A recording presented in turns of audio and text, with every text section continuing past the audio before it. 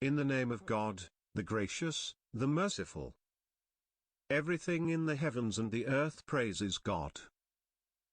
To him belongs the kingdom, and to him all praise is due, and he is able to do all things. It is he who created you. Some of you are unbelievers, and some of you are believers. And God perceives what you do.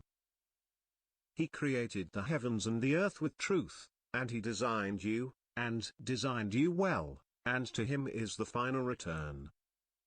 He knows everything in the heavens and the earth, and he knows what you conceal and what you reveal. And God knows what is within the hearts. Has the news not reached you, of those who disbelieved before? They tasted the ill consequences of their conduct, and a painful torment awaits them. That is because their messengers came to them with clear explanations, but they said, "Are human beings going to guide us?" So they disbelieved and turned away. But God is in no need. God is independent and praiseworthy. Those who disbelieve claim that they will not be resurrected. Say, "Yes indeed, by my Lord, you will be resurrected. Then you will be informed of everything you did." And that is easy for God.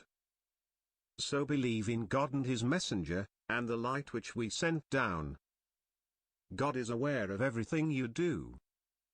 The day when he gathers you for the day of gathering, that is the day of mutual exchange.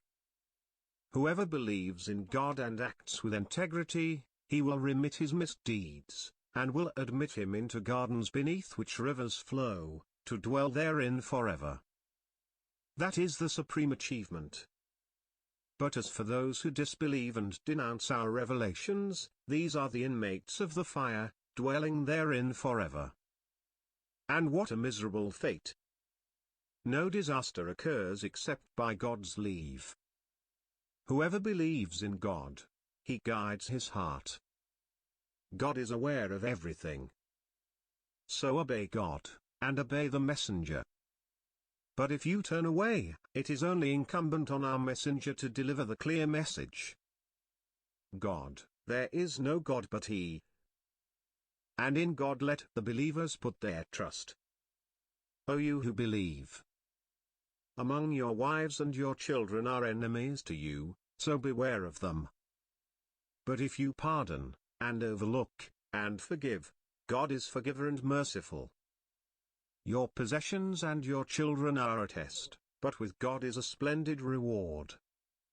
So be conscious of God as much as you can, and listen, and obey, and give for your own good. He who is protected from his stinginess, these are the prosperous. If you lend God a good loan, he will multiply it for you, and will forgive you. God is appreciative and forbearing. The knower of the unseen and the seen, the Almighty, the wise,